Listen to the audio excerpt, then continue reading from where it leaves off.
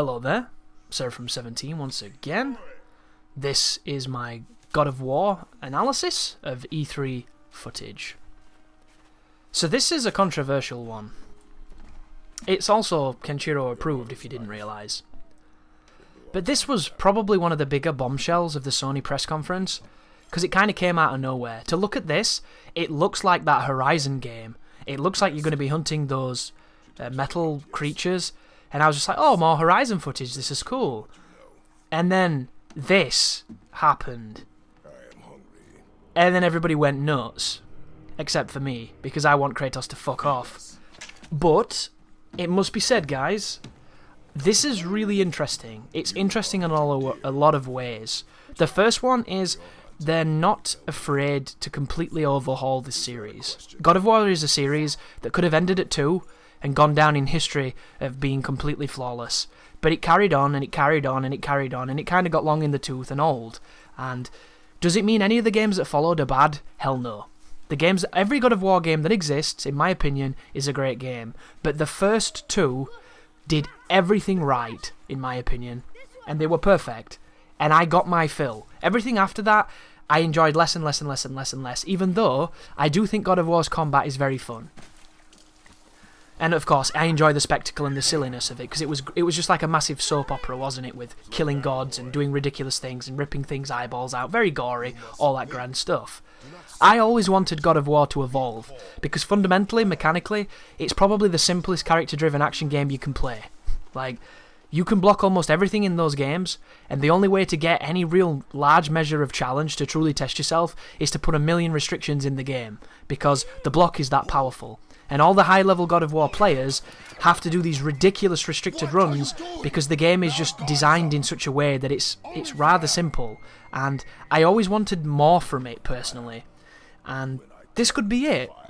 This could be the epitaph of God of War, I don't know. This new direction could be exactly what the series has been needed, but what do we know? So the first thing is, Kratos has a majestic beard now, which is obviously a good thing. I don't know how it'll affect gameplay, but it is rather wonderful. He also has a child, and there's this whole mechanic of fatherhood and interacting with the kid. And it affects gameplay, because you have a rage meter, just like you did in the old games, but it's governed by how you treat the child, which is weird, but interesting at the same time. And then, of course, the next change is the perspective. The perspective is very different. This is closer to something like a Gears of War or Resident Evil 4 than it is to that pulled-out perspective of God of War. And I don't know why they've gone to this. Are they emphasising attacks and specific types of dodges a la God Hand, or have they gone to this because they want to make it more cinematic, make it closer, akin to something like The Last of Us? And as you see here, Kratos can pull his axe back, which is the coolest thing in this video, as he calls it back from over there buried in the wall. And his axe has got runes on it that give it some kind of ice temperament. You'll notice there's runes everywhere. You'll notice this is very fjordic looking, because of course this is not Greek mythology. This is Norse mythology, and I'm really happy they've moved away from Greek, because they did it, and I think they did a great job. I want to see them tackle a different universe, so I'm excited to see where they take that. What I would really prefer, personally, and this is just a personal thing, guys, I think the character Kratos was never a character. He was a cipher to commit violent acts of complete brutality on monsters that were rather probably quite peaceful when you weren't trying to pull their eyes out. And he did it really well. But when it came to being an intriguing character, there was no range. He had one tone the entire time. There was incredibly pissed off, and then there was like really sad, and then pissed off again. There was nothing else. And there's only so long you can go with a character when he's that pissed off, because there's nowhere to grow, there's no progression, there's nothing to it, it's just rage. And we all love a character who gets to be angry, because the first 2 games enabled us to do that really well.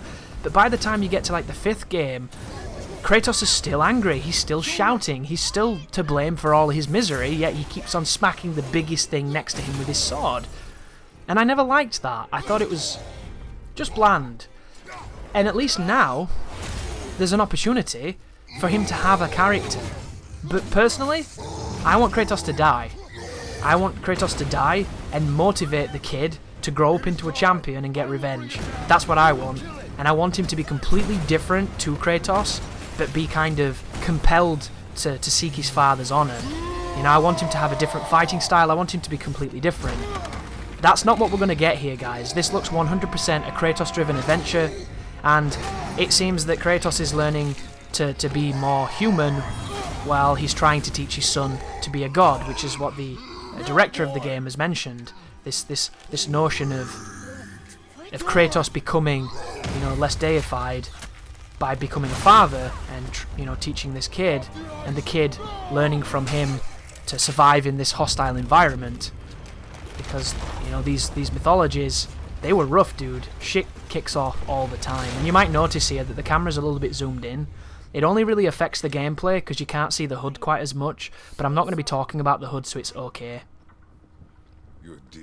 I don't even like the HUD. I think it looks ugly. To me, I understand they want to revise it and they want to make it more Norse themed, so it looks a little bit like one of those glyphs or those sigils, but I like a bar. I am a stickler for an old school action game bar, and it just doesn't do anything for me personally, but the game is beautiful. I don't think I have to say this. You can tell you're watching it.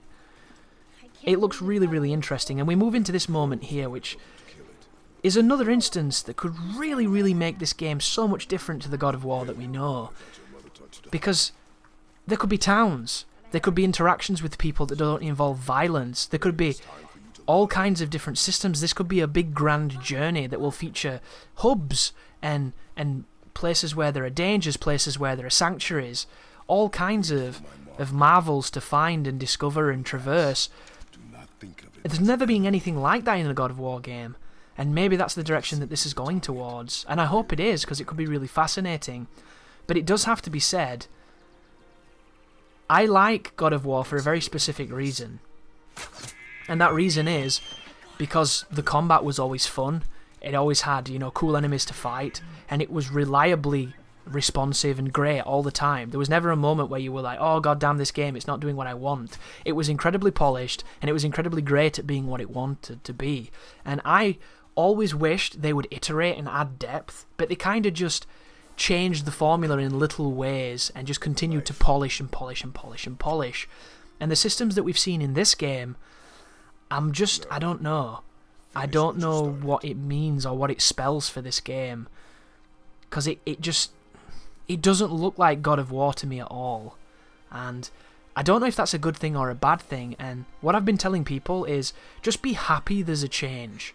You know, they could have kept bringing out the same game repeatedly, and sure, some people would have been really happy, but then they would have just pissed on the memory of a franchise you loved. At least they're taking risks, and at least they're trying to evolve, and hopefully, you know, it'll be worthwhile in the end. Like, I'm not the biggest fan of this section here, even though it is probably a very important moment for these characters. I'm just not a big fan of slowly knifing an injured animal. Not my thing at all. I'd rather kill people, you know, feed the psychopath inside me, because then it's ridiculous and over the top. That was a little bit too real for my tastes, with the old mercy killing. But this here, really big moment to show you the tone that they're trying to set, where Kratos wants to show the boy affection, but he doesn't know how, because he's known nothing but violence for such a long time. If this was any other game, I'd be watching this thinking, my god, this is Last of Us in Norse mythology. This is crazy. This is going to be a really emotional journey. But then when you stick Kratos in it, you change what that journey is to me. I have way too much baggage when it comes to this series and this character to look at this and be thinking, you know, this is going to be fantastic. And even though it probably will be, I can't help but feel like they're putting chocolate in my peanut butter, and I don't know if I want that. So I'm excited, I have trepidations, I've got full faith in Santa Monica to make something interesting, but will it be the God of War that I want? I don't know, and I look forward to finding out. So thank you for watching, and you take care now.